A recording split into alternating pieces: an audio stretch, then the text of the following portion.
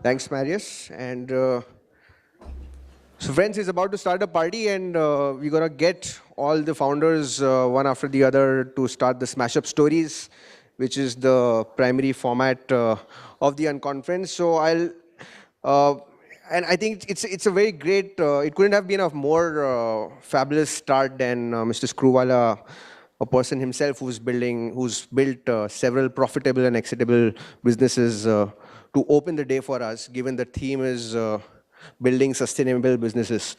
So during the day, we're going to be focusing and touching about this core theme of what does it take to build a sustainable business in India.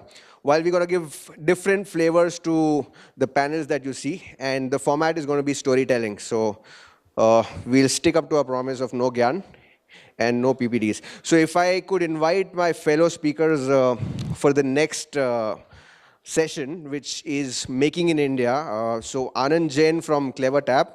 We have Rahul Golecha from Videogram and Vivek Lath from GoQuest Media. So I've had the privilege to hang out with all of them. Fabulous people, and you're going to get some awesome insights. So housekeeping notes, please grab all the balls that you see around yourself, yours or your neighbors, and just keep them handy because we're going to need a lot of them. Sir. You got a mic?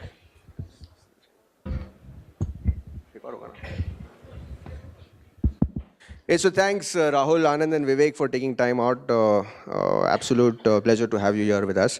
So we're going to be talking about the common thread between Vivek, Anand, and Rahul's business. So Vivek runs GoQuest Media. Why don't you give a one-line introduction about what you do, and then I'll take the audience through what we're going to talk about. Vivek, starting with you. Sorry, hi. So I run GoQuest Media, started about 3.5 years ago, and what we really do is we distribute content.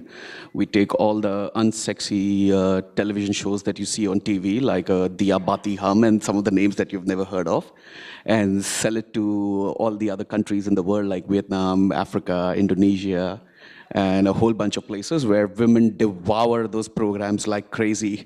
So if you were to ask me who's the best entrepreneur today, Ekta Kapoor. That's scaling Saas Bahu to the world, yeah? I never thought scaling and Saas Bahu would appear in the same sentence. Lavin can pull that off, though. I run a company called CleverTap. We do app analytics and user engagement. We tell you what's happening inside your app, who's using your app, how are your users interacting with the app, and so on and so forth.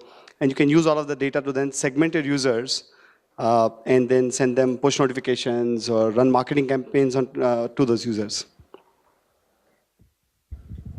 Hi, I'm Rahul Golecha.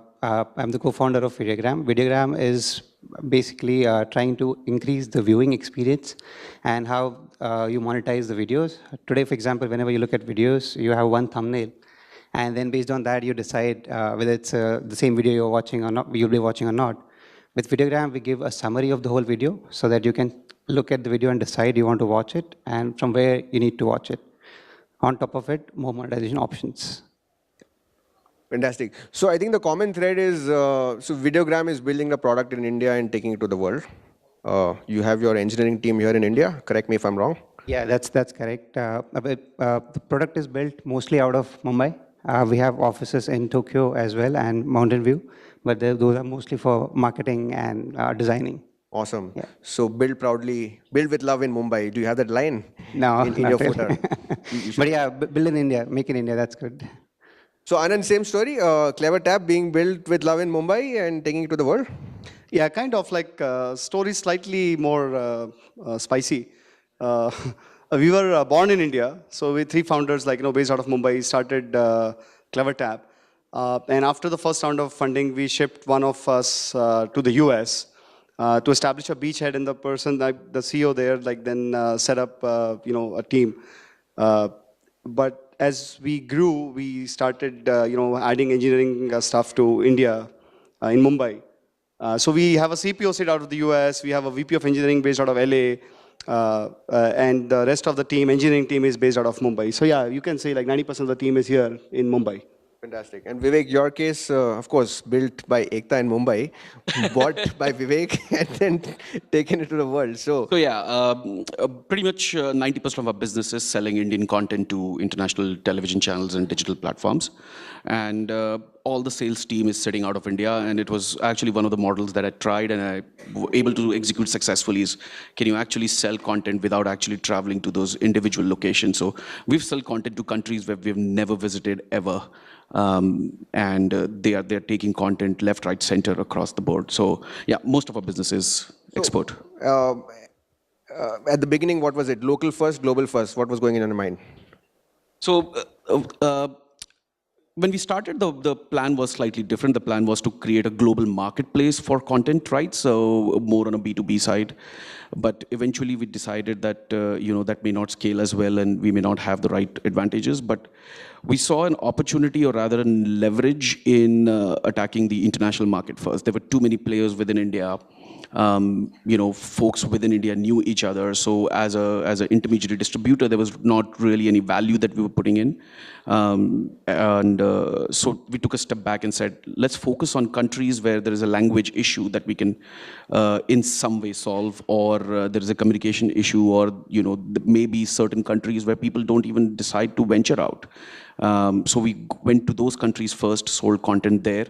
And then re-looked at the business, realized that's really our strength. Let's focus on international, let's capture international and become the, create a niche in international distribution of content and keep India on the side for some time. So for the first 3 years, we kept India on the side.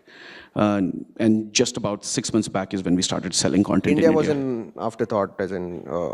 India was, it was an afterthought, yes, but it was largely a strategic decision as to see where can we do better than the others, or where the competition is going to be, easier for us to manage.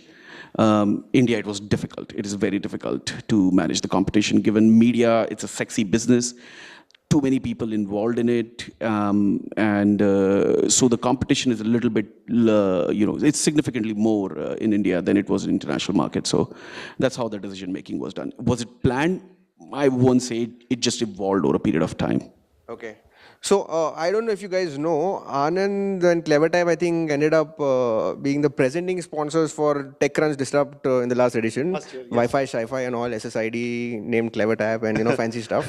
So, what does it take to sell to these goras? How is it different?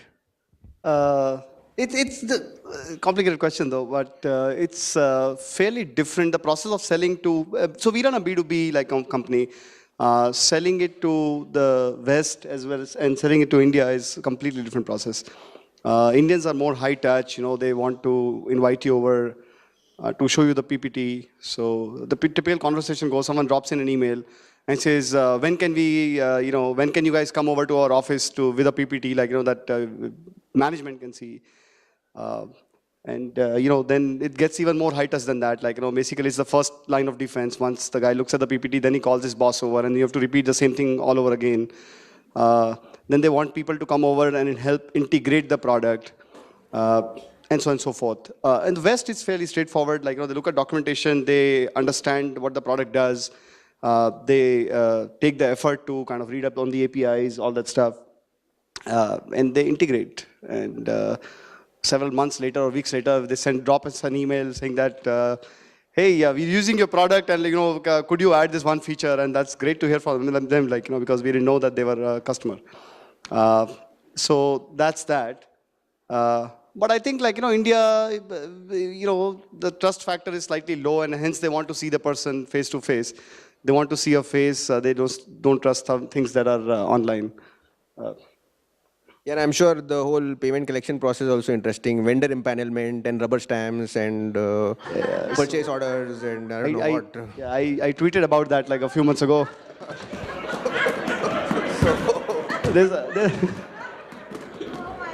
So I think that just cut the chase, go and sell to a valley. Swipe your card if you're live. That's another ball game. So they start using your product and life is going on very nicely until you send them the first invoice. And then you hear back. You don't hear back. Yeah, you don't hear back.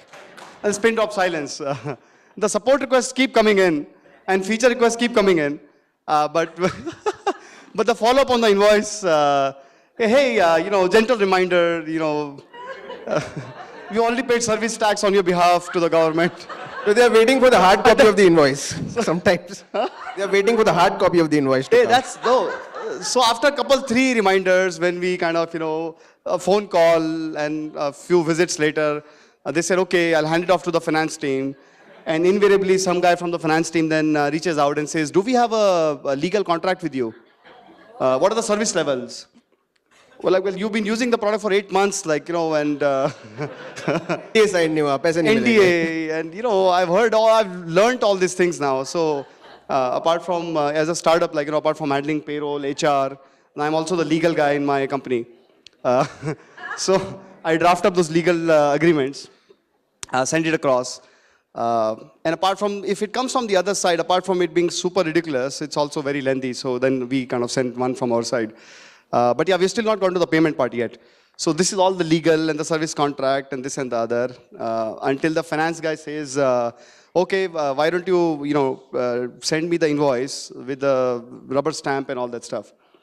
So okay, we then courier the invoice, take a printout, sign and stamp it, send it across. And then again, dead silence from the other side until reminder and maybe follow up and show up. Oh, I was just passing along, I just thought I'll give you guys a visit.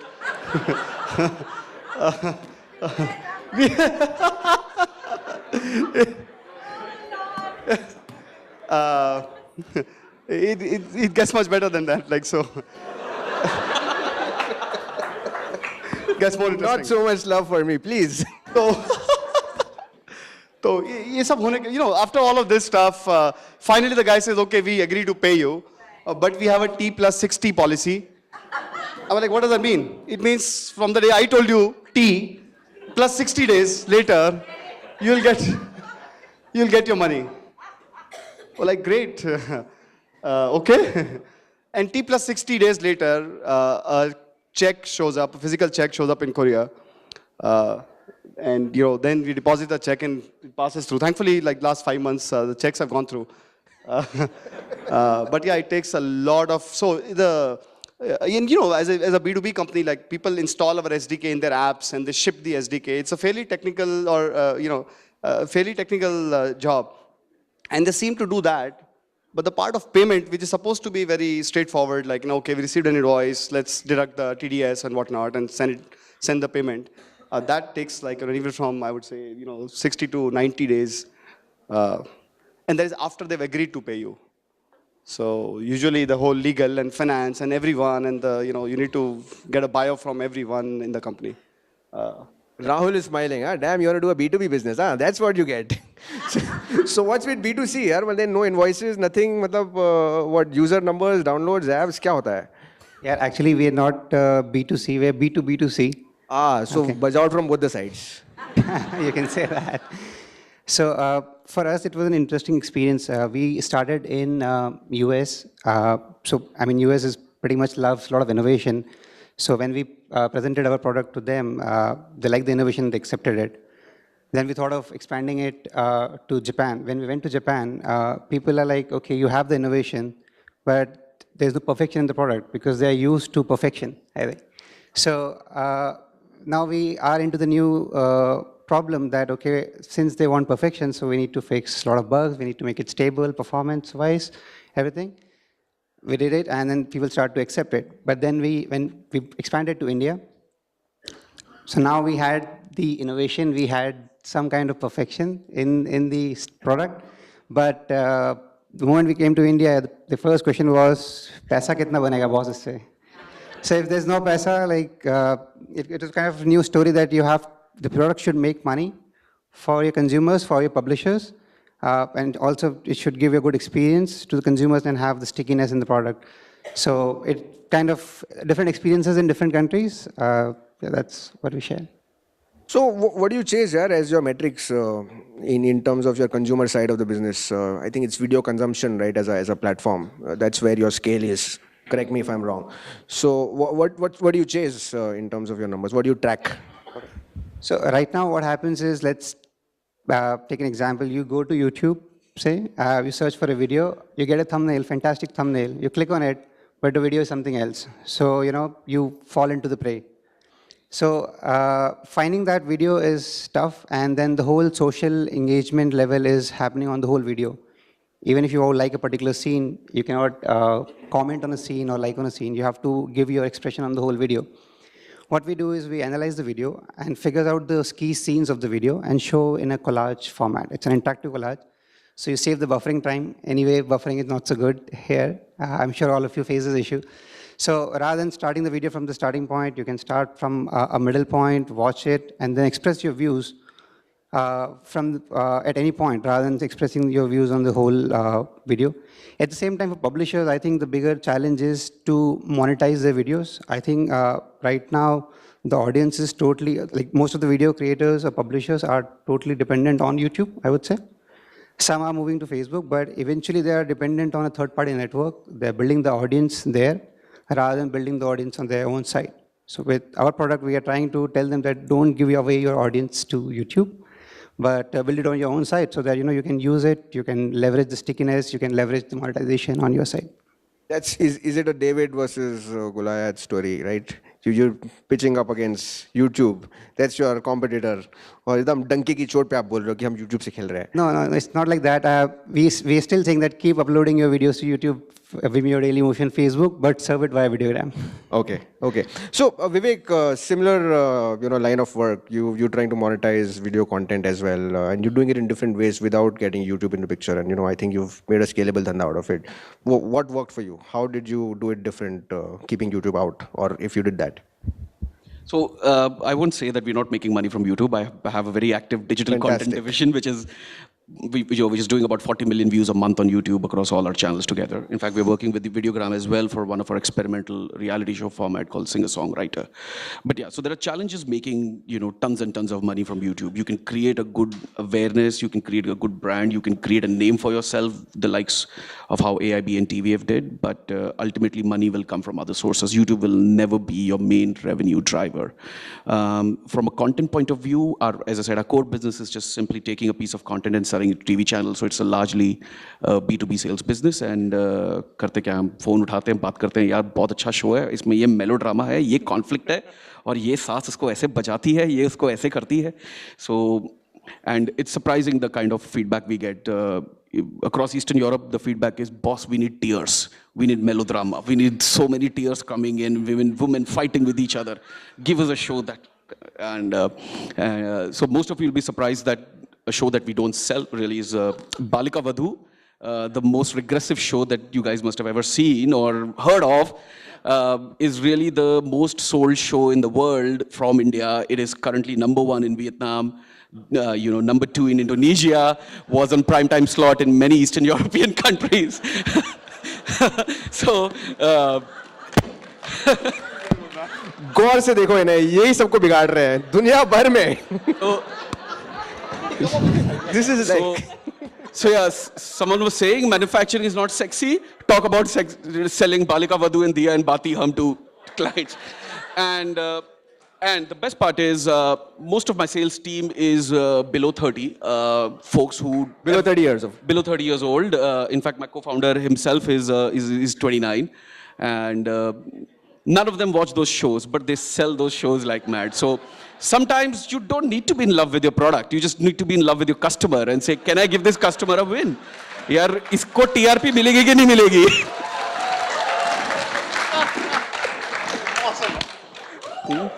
Whoa, I think that's phenomenal. Sorry.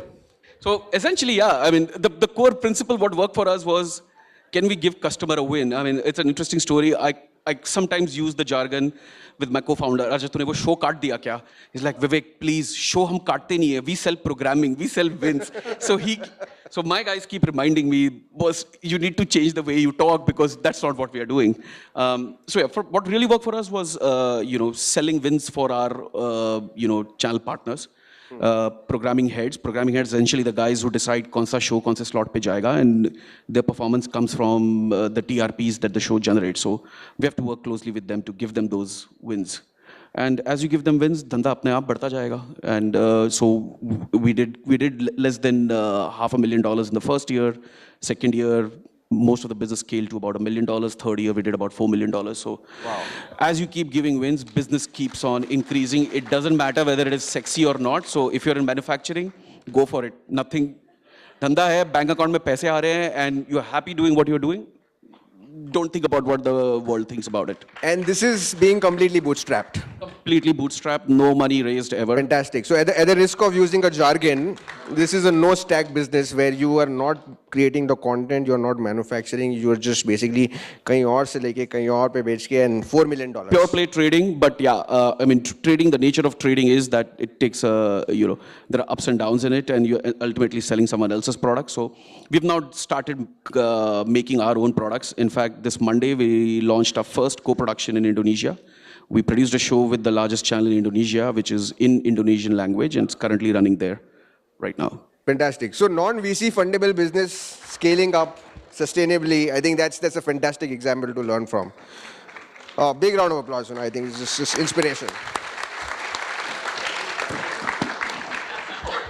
So I'm just thinking, yaar, Anand, Rahul, Bombay mein, yeah, there's some such awesome companies are being started, fantastic founders around. फिर ये सब लोग छोड़ छाड़ के Bangalore क्यों जाते हैं? What's the deal, यार? मतलब the action is happening here, 1,000 founders in this auditorium, kick-ass founders here, and more to follow on. मतलब what does it take people to Bangalore and stuff, yaar? What, I mean, I'll just flip the question.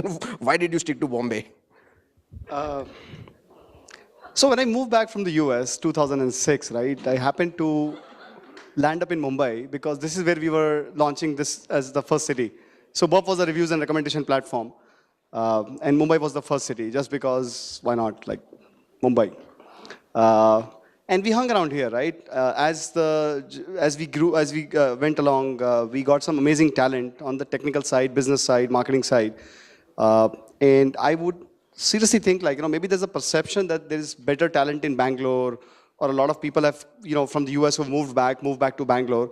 But I think there's an equal number of talented people here in Mumbai. This is my second startup now in a completely different space, B2B space. And we have, 25 people here in the Mumbai office. And by no means, I would say it's not a globally competitive team, or we're building a substandard product, like, like a cheap Indian product that we sell to the West, etc. Right? This is a fairly globally competitive product. We have customers all over the world. And we are doing it right in a place called, for irony's sake, like, Goregaon. But it's bang in Mumbai, like, and we've managed to build a startup. I've never had a talent crunch or any of those things, like, that people talk about. Like, I'm not finding, I'll open up another office in Bangalore, or we are going to go to, like, Delhi or some other place. I think we are doing, at least for us, like, B2B, B2C, like, it's worked out very, very well. Investors don't seem to mind that also. Right after we shook hands with Axel for our Series Seed round in 2014, they asked me this question, okay, so when are you guys moving to Bangalore?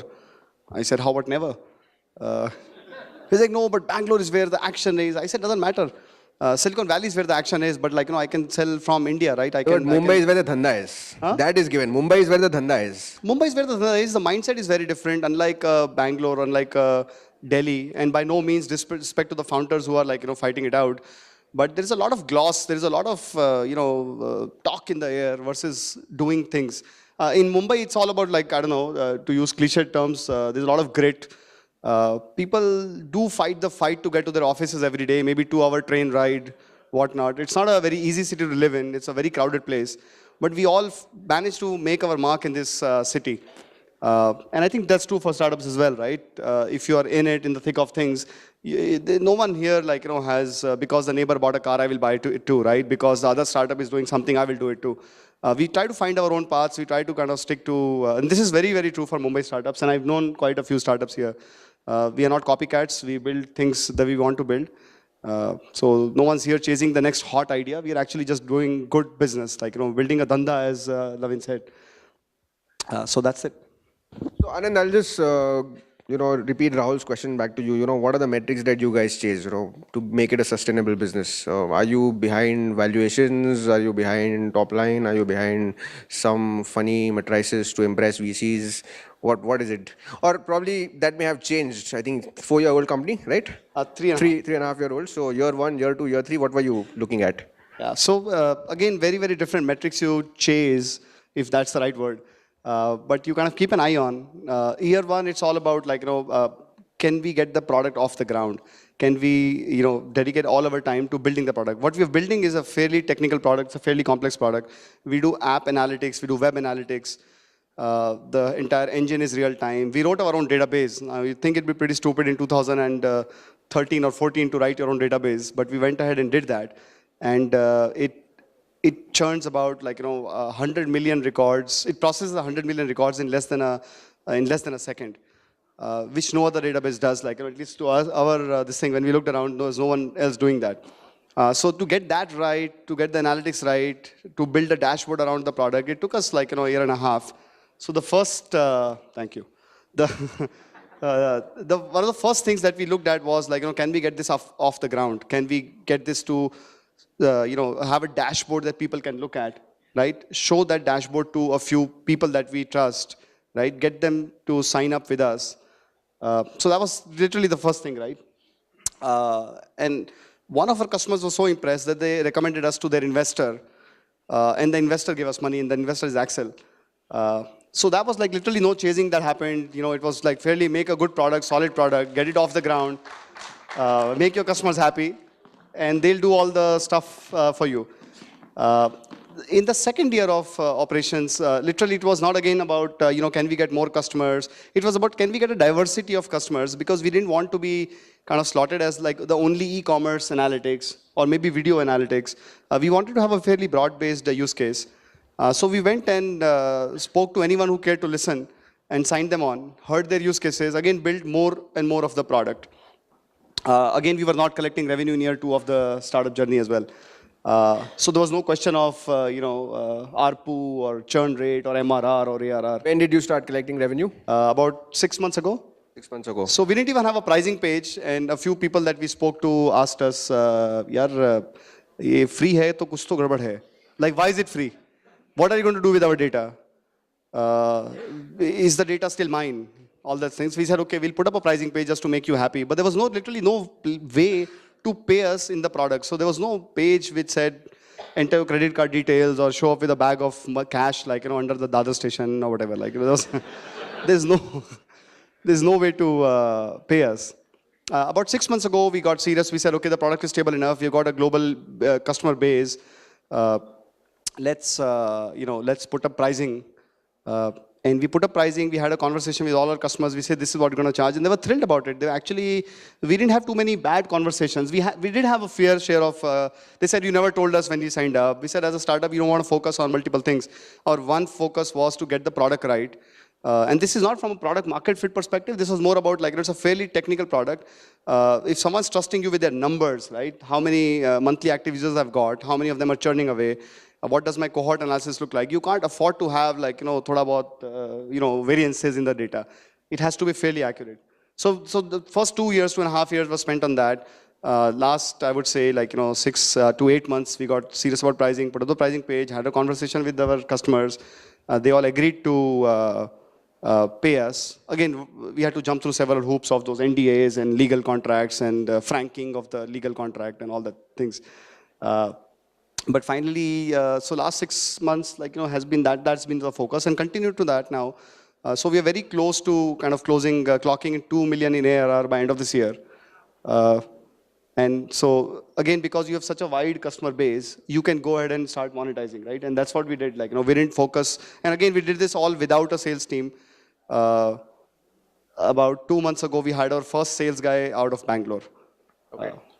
So that's been the journey. So Rahul, in your case, revenue started coming in what, year 3, year 2? Yeah, started coming in year 3, but we were never focused on revenue much, although revenue is very important. Kaise hota hai? How can you not be focused on revenue? How do you build a business like that? I'm really sorry, yaar, I'm being a Sindhi, but how do you do that? So it really depends as to you should be focused on the revenue plan, not on the revenue.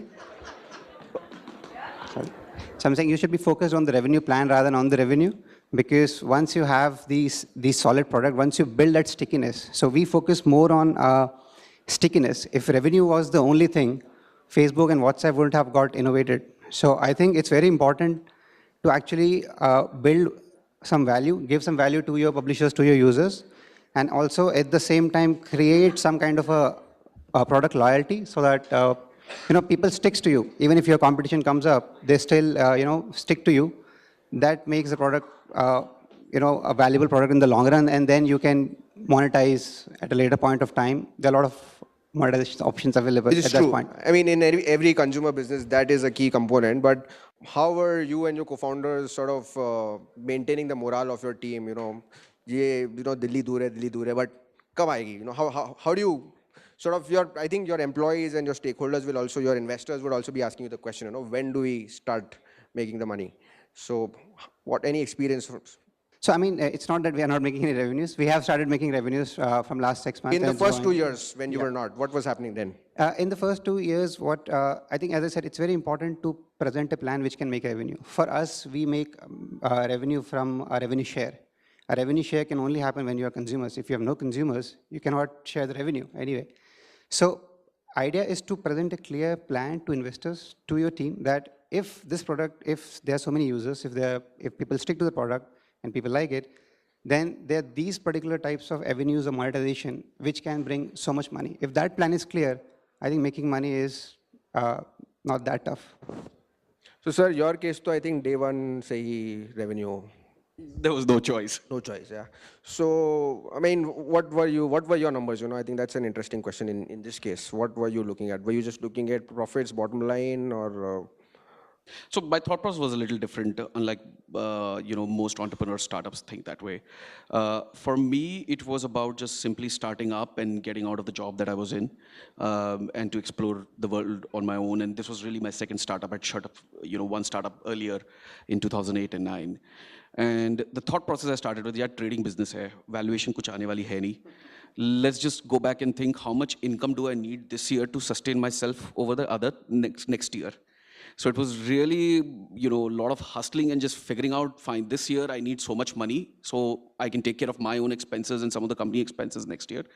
And that's how the thought process. So first year, the focus was to, bring in money that will sustain operations for the next year. The next year focus was to bring in money to sustain operations for the third year and so on. For us, yes, of course, we lucked out and, we also learned along the way. And that, our revenue started increasing, our profit started increasing. So we eventually, of course, ended up in a stage where, yes, we have enough money to sustain our operations, at least for the next 20, 30 years if we want to. So pretty cash flow positive. And so, yeah, there was really no business plan. There was no number put down. कि बस मुझे इतनी income चाहिए जिससे मेरा घर चल सके और my operations can run on for the next year and I can scale up a little bit. That was the only thought process. So one last question before we open it to the audience. A lot of VC-funded companies, sort of incentivize their employees with ESOPs, and because there's value to the shares and there's a valuation game. So in your case, how do you incentivize them? So major part of my team is my sales team who sells content, talks to various TV channels. And so one of the models that I found very successful was, or that worked really well for me, was to put a low base salary for, a low base monthly salary so that I can sustain my operations, and put commissions on the, the revenue they bring in.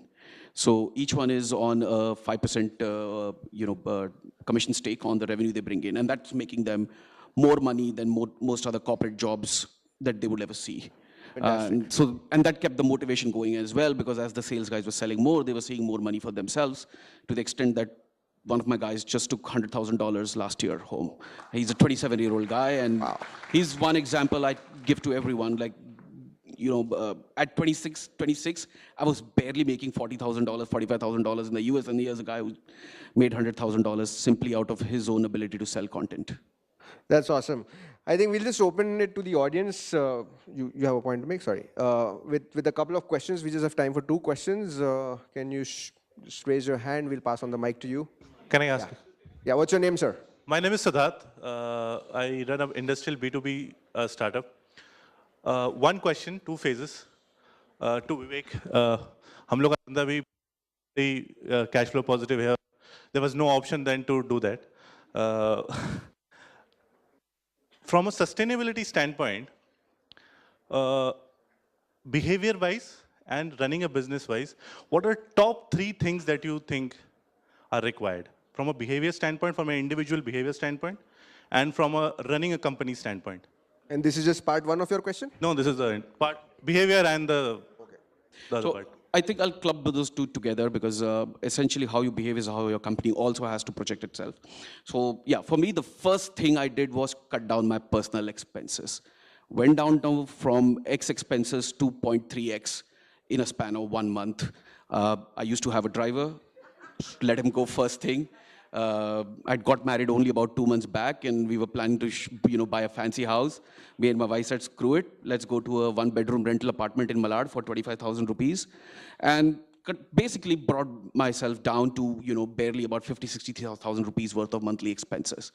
So that was the first thing. If you have personal pressures at home, very difficult to keep your concentration at the office. Second thing, very important to have spousal support as an individual. If you're married and if you have a spouse, they have to buy into your vision, they have to buy into your plan, and they have to be supportive because there will be ups and downs. There'll be crazy emotional ups and downs where you come home depressed and you don't want to talk to anyone, you don't want to do anything. And those are the times of family, and if you're married, a spouse, support is needed very much. And of course, pretty much everyone says this, and it's a very obvious thing, capital efficiency. Run your costs down like mad. I looked for an office for about a month, negotiated a crazy deal with a landlord, got an office at a cheap price.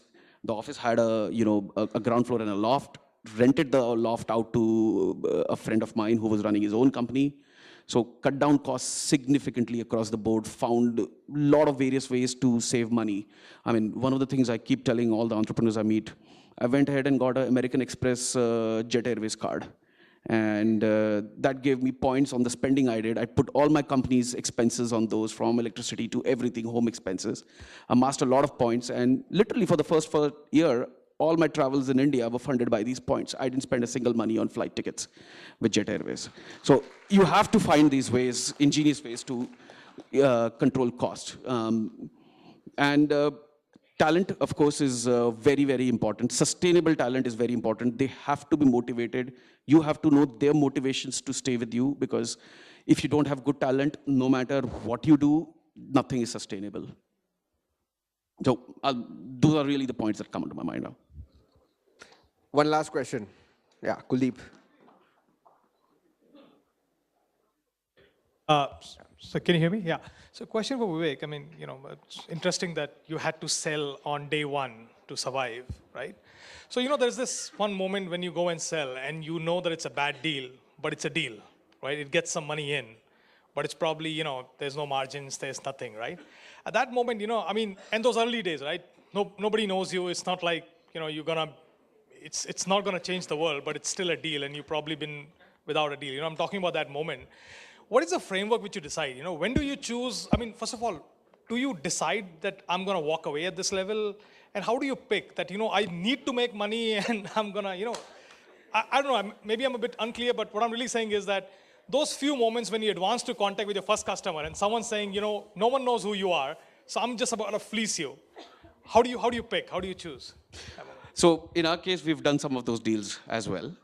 But again, all the deals that we did came with certain other advantages, or we said to ourselves, fine, chalo, let's do this deal, but I may not make enough money out of this, but these are the insights I want to gain out of it. So again, I have another crazy example. I'm expecting a lot of balls here now. So 2013 early, a film came out called Sona Spa by Nasruddin Shah. No one ever heard about it, flop, no one ever.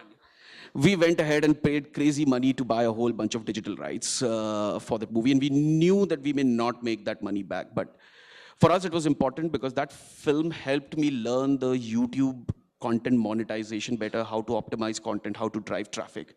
So by taking rights of one film, I was able to educate myself, get myself a lot of insights. So yes, there was not much money made, but the learning that it gave me made me significantly more money from the other stuff that I did with it. So sometimes you have to get into a bad deal, but start thinking backwards that what can I learn from the deal, or am I getting into doors with someone, chalo, let me just do a loss-making deal today, or rather a small margin deal today, but let me show my capabilities, my servicing capabilities to the customer, after which he may come back and say, boss, I don't want to go anywhere else but work with you. That's when you charge your own premium or whatever you think you're worth. Fantastic. So thanks a lot, gentlemen, and thanks a lot for being such a fantastic audience. Thanks for taking our time out for us. Pleasure having you here, Anand, Vivek, and Rahul. Pleasure. Okay. We have some fancy flowers for you.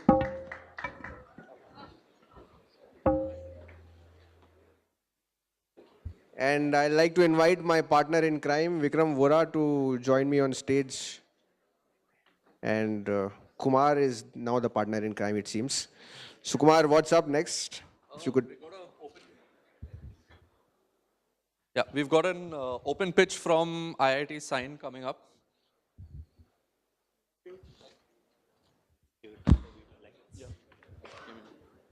Can we have the lights off?